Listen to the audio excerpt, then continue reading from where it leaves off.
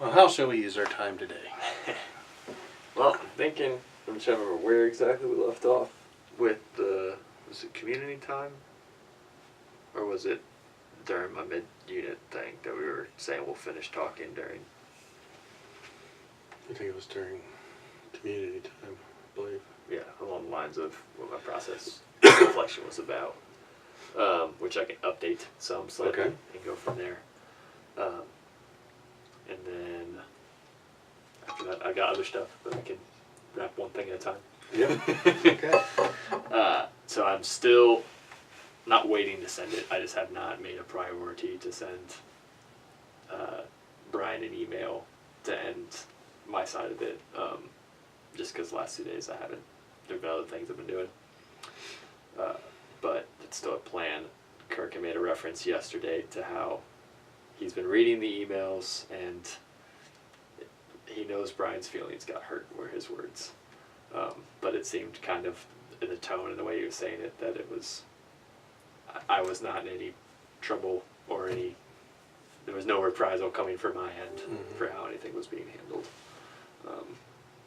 Which, I mean, is affirming in the sense of like not having something surprise me. But that's been about it. He wasn't at church on Sunday, and so I told Katie that I was getting ready from the second. How many emails were in the process reflection? 2 or 3. Okay. After the way the tone was in the I'm not going to belabor this, but I am email, I was getting ready for him to see the handouts that already had small groups mentioned, and I was anticipating him being of the sort that would say, would complain about that. Well, I said this wasn't okay. Why did you keep doing your job, or why did you keep going forward without me? And I've also been taught there are folks, that you'll encounter in churches sometimes that feel that way. That if they have an objection to something, then they expect everything to wait around them. So I know I projected that based on what I had. So him not being there made that a lot easier, and just happened. And other folks that are leaders that I've been talking to haven't had anywhere close to the same feelings he's had. So that's been nice. And I guess going forward, I know we talked some about the sense of an apology. What a response is that affirms someone's feelings without having to apologize for them. Like, because I've heard you can say, like, I'm sorry you feel that way, and that's genuine, but that still communicates that it's my fault. What's a way to say that without saying that? Yeah. So, so how do we do that without apologizing? I think it's a wonderful question. And, I think part and parcel of anybody's desire when particularly there's conflict or tension is that they want to be heard. So, using reflective listening in an email, say, yeah, okay, I understand that you're feeling X, Y, Z. Yeah, I really hear that. And that must be hard. Or that must be difficult. Yeah. That would be good. Yeah. Whether you feel like you did anything wrong or not to the other person, doesn't really matter. And I'm not even sure that they really, an apology is what matters either. Yeah, clearly. Yeah. There were other things that they were looking for to do. Yeah, as much as it is, they want to be heard. Yeah. And I think that we owe everybody that who comes to us. That's my opinion anyway. In the best of our ability to hear what they're trying to say. And in that sense, it did make it easier that it was over email, because I could have my facial expressions and my reactions and not have to, be professional in that. Could read it and get it out and then wait a little longer to respond in a way that was respectful of those feelings. Which, what I ended up doing was after the really long second email, I just said along the lines of like, appreciate you sharing that. I think it's a gift from God that we all get to keep learning and that no one's ever really at the end. So how would you like to move forward from here? And rather than, my first thought was to respond like line by line, but I figured engaging in that way is not helpful. Having someone tell me their feelings and me tell them why their feelings are wrong is probably not the best way to go about it. Yeah. It's interesting, at least in my experience with folks similar to the one you're describing here and in your process reflection. You know, I wonder if what they're taking affront with is really what the issue is about. And so how can you learn a little bit more about who he is?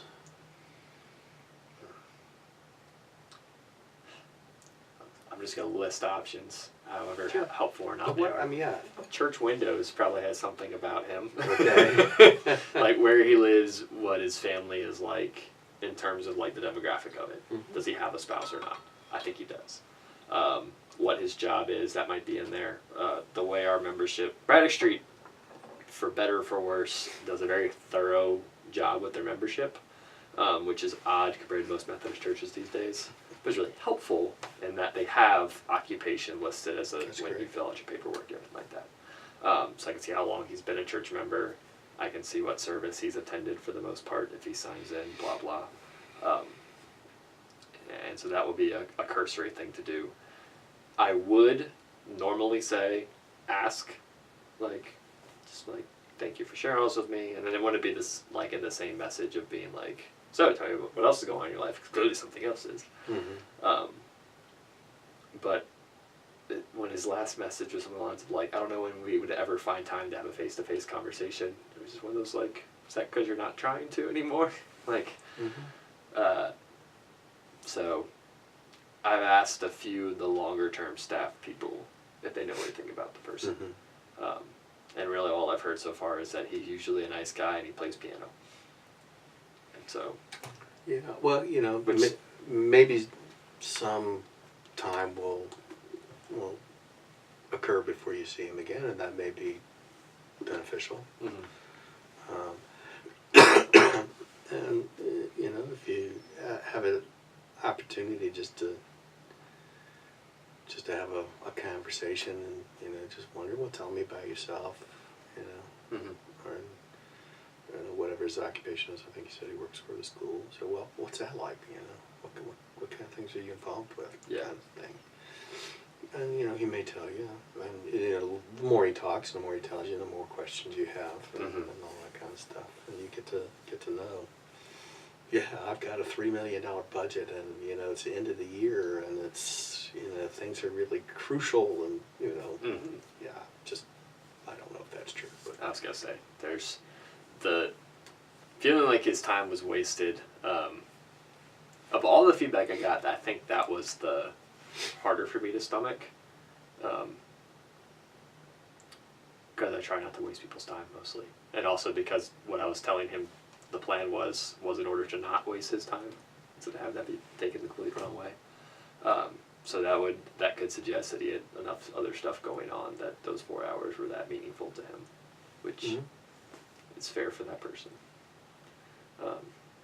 And so I think what'll probably end up happening is almost doing backwards looking and asking like, well, what is this time of year like for you? Like, well, this time's fine, but winter's really hard. It's like, well, that would make sense. And so I feel I'm at peace with it. I'm trying to focus on what it was that bothered me so much about it, because I don't think I could last very long in this job if I took things personally. And so I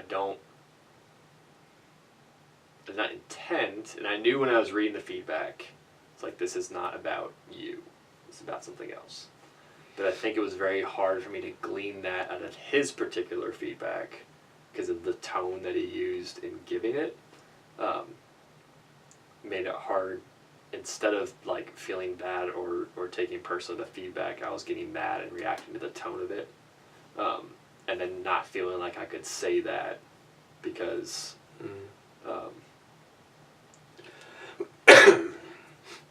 in an email conversation and him not responding to opportunities to have it in any other way, I was pretty sure that if I said anything along the lines of like, well, how I am feeling about this exchange right now is, and it would use the same words he had used for me, and I just didn't see that going well. Yeah, that could be reactive too. So, what do you think it was?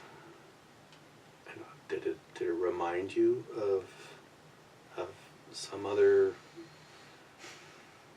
time when maybe somebody wrote or said something that was feedback that was similar?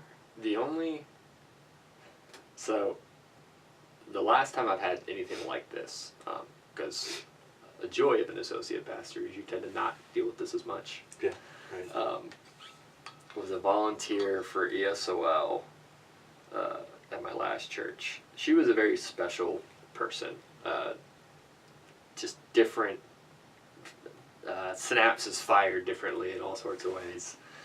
But it was a series of unfortunate like jokes not gone well. And so she is a very snarky person. And so naturally being someone who's sarcastic as well, after the first couple times I heard her make jokes, I would make jokes back. Mm-hmm. And also I know that when it's like, what were we doing? It was our registration night and I was working on something and she came up at a time that was not very helpful to come up to ask a question, and I guess I didn't answer it in the most friendly tone in the world. It's like that plus a sarcastic response to something she'd asked me, which before it had been made and was laughed and fine,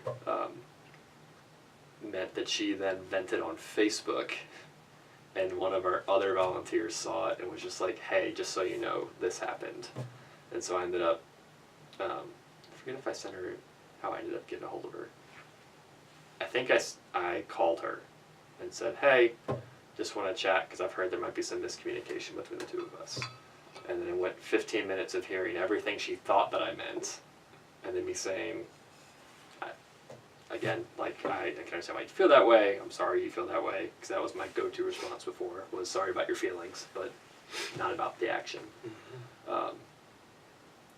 And then the next 15 minutes were how she probably should have talked to me beforehand, and at least accepting that part of it, which I appreciated. Because it was one of those, like, again, it takes two to have the miscommunication. And so after the first response, I expected kind of like, I accept your apology, we'll move on. Not, I'm going to act like I am your teacher in this moment. Mm. And that really bothered me. Possibly because I feel like however old I am is not supposed to be the first thing that people react to. There's a certain title I carry in that particular community that's supposed to garner something. So I just felt very frustrated in that sense because I didn't feel like my authority was being respected in the situation. Which, coming from someone who felt disrespected, just felt stupid. Okay. And so that, I think, was the biggest piece. And I don't really have... The young thing is always going to happen, and so if I... Until you're older. Until I'm older, and then it'll be how I'm older and I don't get it or something like that. And it's a mix of a lot of times I hear it and it's very well-meaning things. Someone at Braddock Street had said, was that to my last sermon?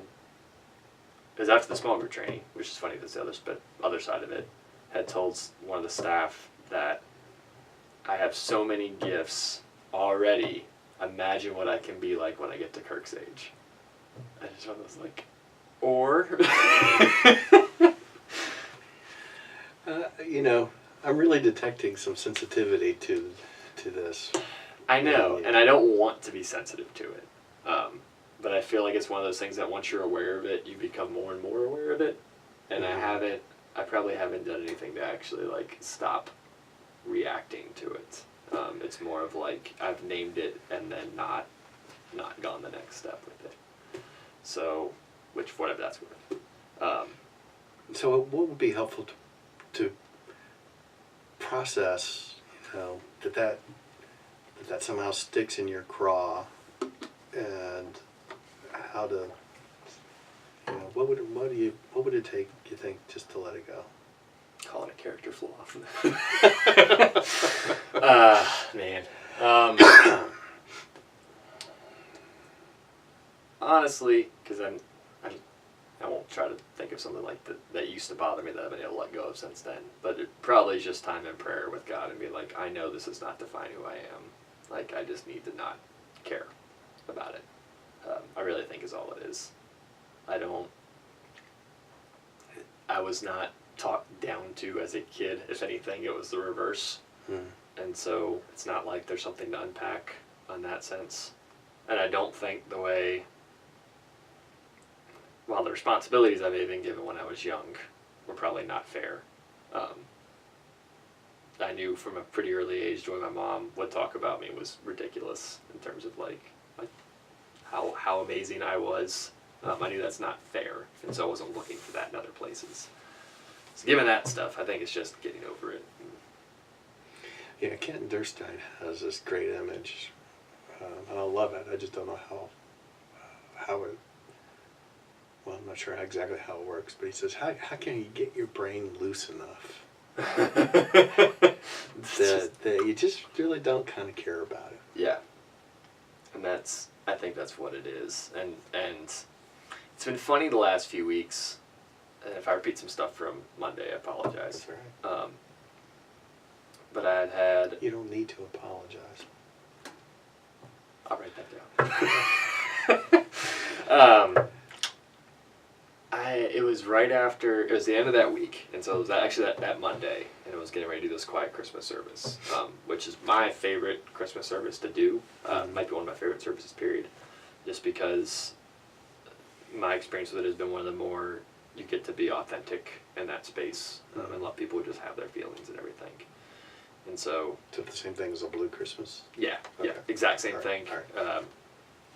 Blah, blah, I changed the name because some people hear blue and I'm like, well, I don't want to be sad, so don't go. And so I tricked them and called quiet. Or they start imitating Elvis. Exactly. Blue. I love this.